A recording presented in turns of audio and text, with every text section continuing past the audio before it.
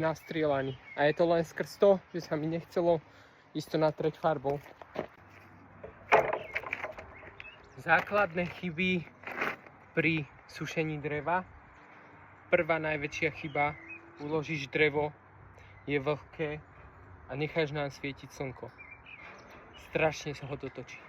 Neuveriteľné. Už tieto dosky foršne sú na 80 narezané a už ich točí.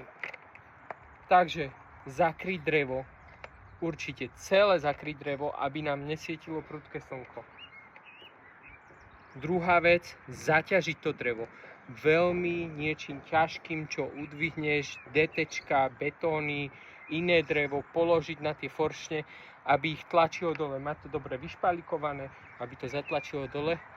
A tretiu vec, ktorú môžeš urobiť, aby sa dobre sušilo, natrieť ho Duvilaxom, alebo aspoň čielka natrieť farbou, aby tak rýchlo nevyschyňalo cez tyčielka, aby ti ho nepotrhalo. Ja som ho nenatrel a tu ho potrhalo.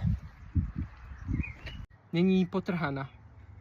Tento orech tu už mám rok a není potrhaný, lebo som ho hneď natrel, tie čielka, a tento orech mám 2 týždne a pozri sa, ako postrieľal.